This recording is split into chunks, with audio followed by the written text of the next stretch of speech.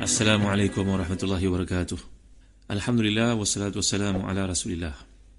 Innal hamdalillah nahmaduhu wa nasta'inuhu wa nastahdihi wa nastaghfiruh wa natubu ilayhi wa natawakkalu alayhi wa na'udzu billahi min shururi anfusina wa sayyiati a'malina. May yahdihillahu fala mudilla lahu wa may yudlil fala hadiya lahu. Allahumma salli wa sallim wa barik ala Muhammad wa ala ali Muhammad kama sallaita wa sallamta wa barakta ala Ibrahim wa ala ali Ibrahim fil alamin innaka Hamidum Majid. Amma ba'd. Muslim-muslimat yang rahmati dan dikasihi sekalian, buka pada tafsir Ibn Katsir jilid ke-8 muka surat 64. Kita sedang tafsirkan ayat-ayat penghabisan daripada surah Yasin. Lihat pada ayat 82 hingga 83. A'udzubillahi minasyaitonir rajim. Innama amruhu idza arada syai'an an yaqula lahu kun fayakun. Fasubhanalladzi biyadihi malakutu kulli syai'in wa ilaihi turja'un. Sungguhnya perintahnya bila dia mengkehendaki satu hanyalah berkata kepadanya, jadilah, maka terjadilah ia. Maka Maha Suci Allah yang di tangannya kekuasaan di atas segala sesuatu dan kepadanya lah kamu dikembalikan. Saya telah jelaskan dalam kuliah yang lalu bahawa penggunaan uslub kun fayakun ini adalah merujuk kepada satu bentuk majas.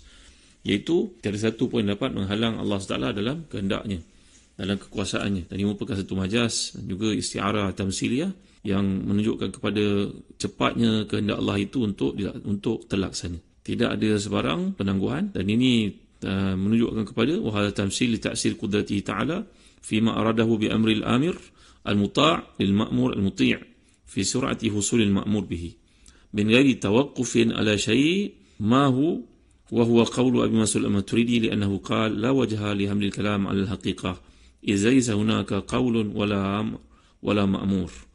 Ini menunjuk kepada kalau kita memahami di surah isti'arah tamsiliyah ataupun majasnya, dia menunjuk kepada kehendak Allah yang berlaku dengan segera. Dia tidak difahami dalam bentuk hakikat, kata Al-Imam Abu Mansur Al-Maturidi. Kerana dalam konteks ini kehendak Allah SWT bukannya seperti terlaksana apa yang kita nak lakukan pada hari ini. Kita sebagai contohnya perlukan alatan, perlukan manpower, perlukan satu keadaan, perlukan tangan, perlukan alat untuk mengadun satu bahan, nak buat kuih dan sebagainya, memerlukan proses. Tapi Allah SWT tidak. Itu yang disebut oleh Abu Mansur Al-Maturidi, ulama ahli sunnah yang terkemuka ni. Jadi bila kita melihat dalam tafsir Ibn Katsir, penjelasan yang dikemukakan, dia merintahkan satu perkara satu kali, tidak perlu pengulangan dan juga tidak perlu diperkuatkan, diulang-ulang.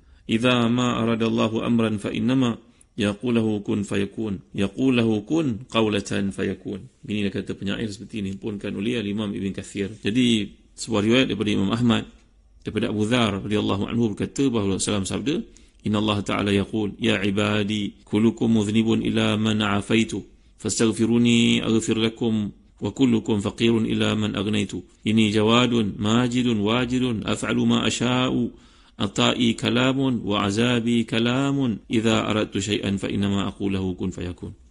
Hadis ini menjelaskan kepada kita, maksudnya sungguhnya Allah berfirman, wahai hamba-hambaku, semua kamu adalah berdosa kecuali orang yang aku berikan keampunan, maka mintalah ampun kepadaku dan aku akan mengampunkan bagi kamu. Seluruh kamu adalah fakir kecuali orang yang aku cukupkan, aku kayakan. Sungguhnya aku ni maha murah, apa yang diinginkan hamba ada padaku. Aku sangat pemurah, aku melakukan apa yang aku kehendaki. Pemberianku dapat direalisasikan hanya dengan sebuah perkataan, dan seksaku juga terrealisasi, terlaksana dengan satu perkataan. Jika aku mengkehendaki satu, aku mengatakan jadilah, maka ia pun jadi. Hadis ini Al-Qudsi bagi menunjukkan penjelasan kepada konteks ini tadi, kehendak Allah itu akan berlaku. Seperti doa yang kita baca ketika ditimpa perasaan stres. Doa ini Nabi SAW anjurkan kepada kita, bila baca, tidak seorang pun baca melainkan Allah hilangkan padanya segala kesusahan dalam hatinya. Amalkan doa ini tuan-tuan. Kerana hidup kita pada hari ini penuh dengan pelbagai ujian, tekanan, suami baik, isteri baik, anak-anak, pekerja, majikan. Apakah doa tersebut? Allahumma inni abduk, ibnu abdik, ibnu amatik, nasiyati biyadik, madin fiya hukmuk, adlun fiya qada'uk, as'aluka Allahumma bi kulli ismin huwalak, samaita bihi nafsak, aw anzaltahu fi kitabik, aw 'allamtahu ahadan min khalqik, aw ista'sarta bihi fi 'ilmi al-ghaibi 'indak. Anta ja'al Qur'an al-azim rabi'a qalbi wa nura sadri wa jala'a huzni wa zaba hammi wa ghammi. Ya Allah, aku ni hanyalah merupakan seorang hamba-Mu, anak kepada hamba lakimu, anak pada hamba perempuanmu. Tetap segala keputusanmu untukku, semuanya berjalan. Aku suka ke tak suka, semua Engkau kehendaki, itulah yang berlaku, wahai Tuhan. Adil segala keputusanmu untukku, hikmah segala ketetapanmu, aku tidak melebih sedikit pun. Aku mohon padamu, ya Allah, dengan segala nama yang mulia yang Kau ajar kepada kami, yang Kau turunkan dalam kitab-Mu, yang Kau ajar kepada seorang hamba-Mu, yang Kau simpan di sisi-Mu, supaya Engkau hilang kesedihan menimpa diriku ini.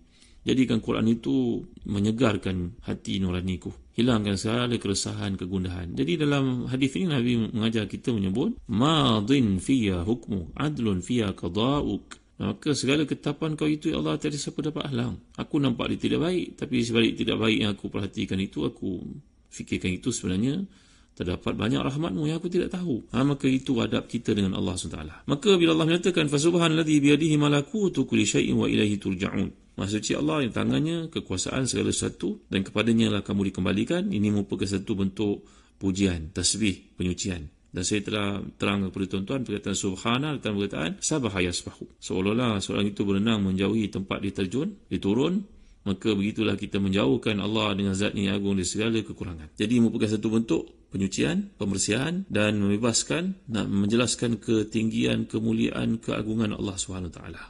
Di tangannya kekuasaan langit dan bumi, dan ketetapannya semuanya baik-baik belaka. Dan kepadanya kembali segala urusan. Hanya haknya mencipta dan memerintahkan, dan hanya kepadanya dikembalikan semua makhluk. Dia membalas setiap manusia itu sesuai dengan amal perbuatannya. Maha adil dia. Fasubhanalladzi biyadihi malakutu kulli syai'. Ini samalah dalam surah Al-Mu'minun ayat 88 Allah jelaskan, qul man biyadihi malakutu kulli syai'. Katakan siapa yang di tangannya segala kekuasaan atas segala sesuatu. Kata para ulama tafsir, kita dapat lihat dalam tafsir Qurtubi, Tabari, dalam tafsir berbagai kitab tafsir. Kita akan lihat perkataan mulk. Al-Baghawi menyatakan bahawa al-mulk ini dan juga al-malakut, al-mulk dan juga al-malakut. Jadi dia memiliki satu makna. Seperti juga kata rahmatun dijamakkan dengan rahamut. Kalau jabarun, jamak jabarut. Rahbatun, rahabut. Ini ada yang pendapat bahawa makna al-mulk ini merujuk kepada alam jasad, manakala al-malakut ia merujuk kepada alam ruh. Namun kata Imam Ibn Katsir, pendapat yang pertama yang lebih benar, iaitu mulk dan juga malakut ini ia merujuk kepada penguasaan segala-galanya. Kerajaan milik Allah SWT. Kerajaan kat dunia ni bakal berakhir. Kita baca dalam kisah-kisah tentu. Kerajaan disanjung, tiba-tiba berlaku pergolakan dalam keluarga. Ada yang dibunuh, ada yang nafikan hak, ada yang dilucutkan jawatan sebagai rajanya kerana permintaan dia yang tak diterima di pihak istana. Semua itu pasti berakhir.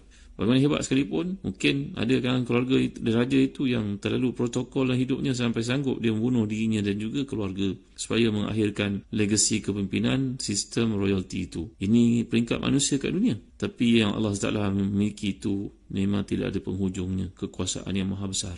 Seorang itu dijangkakan menjadi raja, tiba-tiba orang lain yang jadi raja. Boleh berlaku. Tetapi kerajaan Allah tidak dapat diambil sama sekali, tidak boleh diguling sama sekali, tidak boleh dirampas sama sekali. Jadi makna malakut ini melangkaui tahap pemikiran kita, berarti kekuasaan itu berada dalam genggamannya. Tidak ada siapa pun yang dapat mencerobohnya. Imam Ahmad meriwayatkan bahawasanya Huzaifah Ibn Yaman bercerita, satu malam aku mengerjakan salat malam bersama Rasulullah SAW.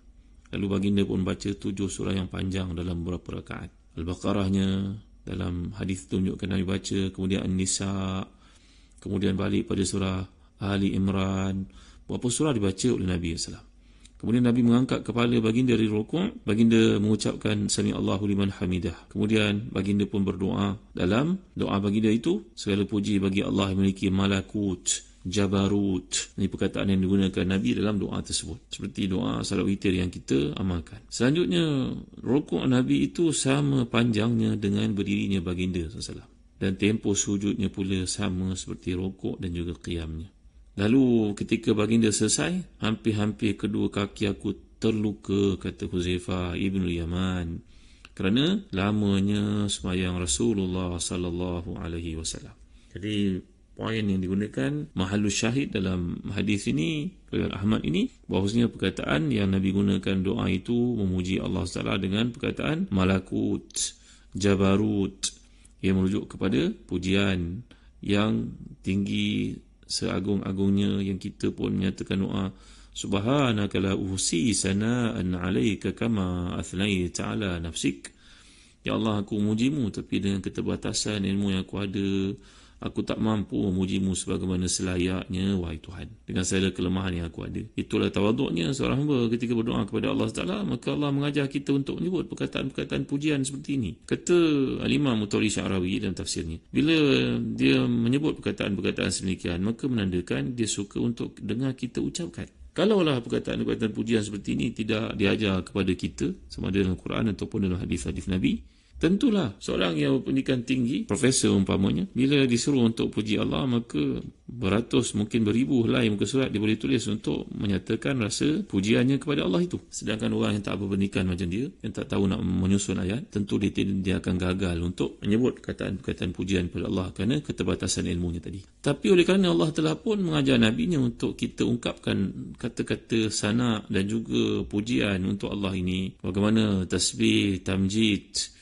dan juga tanzih kepada Allah Taala ini, maka tidak ada alasan untuk siapa pun di akhirat nanti mengatakan, ya Allah, kadang-kadang ilmu aku menghalang aku untuk memujimu, wahai Tuhan. Aku tak lawan fulan kerana fulan itu berpendidikan tinggi, maka dia mampu nyusun ayat yang indah, aku tak tahu ni semua, wahai Tuhan. Maka tidak ada alasan seperti itu untuk digunakan. Kerana begitu jelasnya destinasi akhirat dalam gambaran perkataan-perkataan dipilih oleh Allah ini untuk kita ungkapkan selalu. Maka penilaian kepada kedudukan seorang lebih tinggi daripada lain bergantung pada kuantiti dan juga kualiti ucapannya. Kuantiti berarti banyaknya dia mengucapkan, kualiti ikhlasnya dia dalam ibadah yang dilakukan. Jadi inilah yang dimaksudkan dengan penggunaan nama-nama Allah yang menyucikannya, mengagungkannya. Al-Imam Abu Dawud Tirmizi dalam kitabnya Syama'il Muhammadiyah dan juga An-Nasa'i, masih lagi sebuah riwayat daripada Huzaifah bahawa dia melihat Rasulullah SAW melaksanakan salat malam. Ketika itu Nabi SAW mengucapkan Allahu Akbar, kemudian Allah menyebut perkataan malakut, jabarut, yang melambangkan kebesaran keagungan ini tadi. Kemudian barulah baginda membaca doa iftitah, selepas itu membaca Al-Fatihah, kemudian baginda membaca Al-Baqarah. Rukuknya sama dengan berdiri, iaitu qiyamnya. Dan sekali lagi Nabi berdoa dalam rukuknya, Subhana Rabbiyal Azim, Maha Suci Allah Ta'ala yang Maha Agung. Kemudian baginda pun mengangkat kepalanya dari rukuk dan i'tidalnya itu sama panjang dengan rukuknya. Kemudian baginda mengucapkan Subhana Rabbiyal A'la wa bihamdi, Subhana Rabbiyal A'la. Maka Nabi mengucapkan seperti itu, kemudian baginda pun sujud dan lama sujudnya seperti berdirinya. Kemudian akhir sekali Nabi berdoa dalam duduknya, Rabbi ghafirli. Maka Nabi mengerjakan salat pada waktu malam ini sebanyak 4 rakaat. Baginda membaca Al-Baqarah, Ali Imran, An-Nisa, Al-Ma'idah ataupun Al-An'am. Kata perawi hadis ini dia ragu-ragu. Inilah menunjukkan bagaimana pujian kepada Allah Taala itu dibuktikan dengan salat malam yang dilakukan. Dengan panggilan dan penyebutan nama-nama yang sedemikian bagi meletakkan zat yang agung di tempat yang paling mulia untuk kita faham. Ayat tadi tuan-tuan dan hati yang dikasihkan, bila kita melihat kepada surah Yasin ini, surah ini tutup dengan menunjukkan tentang perhubungan ciptaan Allah Taala daripada yang paling kecil, dan kemudian menunjukkan kepada nikmat-nikmat pemberiannya kepada makhluk ni tadi, akal fikiran sebagai contohnya, dan memberi kepada manusia ni pinjaman, memberi kepada mereka ni pemilikan, tapi merupakan pinjaman sebenarnya. Haiwan ternak ke, pokok-pokok ke, tanah ke, tanaman ke, apa saja. Ini adalah merujuk kepada kesucian, ketinggian, kehebatan, keagungan Allah Ta'ala yang Maha Suci, zat yang mulia ini daripada segala kekurangan dan keburukan, dan Maha Suci dia daripada segala sifat dan ucapan buruk kaum musyrikin yang telah pun dibincangkan. Dan saya juga nak menarik perhatian tuan-tuan tentang kaedah dakwah yang dibawakan di surah Yasin yang perlu kita faham, terutamanya kita hidup dalam zaman masyarakat majmuk. Apa yang perlu kita faham? Bahawasanya toleransi yang ada dalam Islam ini ditunjukkan oleh Nabi SAW ini, walaupun kerja dakwah ini berjalan, tapi di situ ada toleransi. Seperti yang ditulis oleh seorang tokoh Islam yang terkemuka, Syekhul Azhar, Imamul Akbar, Ahmad Tayyib, dalam buku beliau bertajuk Al-Qawlu Tayyib. Beliau menceritakan satu ungkapan yang menarik berkaitan dalam konteks surah Yasin yang menyeru kita untuk menjalankan kerja dakwah ni. Bahawa ketika Nabi SAW masuki kota Mekah dengan penuh kegemilangan bersama tidak kurang pada 10,000 kaum muslimin, baginda merintahkan untuk menyingkirkan semua berhala dari Kaabah. Begitu juga gambar-gambar yang melukiskan sekalian para nabi dan malaikat. Tapi dalam tulisan Syekhul Azhar, Imam Ahmad Tayyib ini, ada satu benda yang tertutup dengan tangan baginda ketika pembersihan itu dilakukan. Ketika Nabi bergerak daripada tempat baginda, ternyata gambar yang tertutup dengan tangan baginda itu ialah gambar Sayyidah Al-Azra, Maryam alaihissalam, dengan putera beliau Isa alaihissalam. Menarik bukan tuan-tuan cerita je ni, untuk kita faham dalam konteks dakwah yang dikemukakan dalam kisah Habib An-Najjar. InsyaAllah saya akan ceritakan perkara ini, mengapakah gambar tersebut tidak dilupuskan, tidak dibuang pada zaman Nabi SAW pembukaan Kota Mekah itu, seperti tulis Syed Ahmad Tayyib Syekhul Azhar ini. InsyaAllah kita akan ceritakan perkara ini akan datang dalam kuliah yang berikutnya sebagai penutup pada surah Yasin, agar kita faham kedudukan kita dan peranan kita dalam suasana dakwah pada masyarakat majmuk yang ada pada hari ini, peluang dan juga cabaran yang ada. Wallahu alam wa sallallahu ala sayyidina Muhammad wa ala alihi wa sahbihi wa baraka wasallam. Walhamdulillahirabbil alamin. Wa barakallahu fikum. Wassalamu alaikum warahmatullahi wabarakatuh.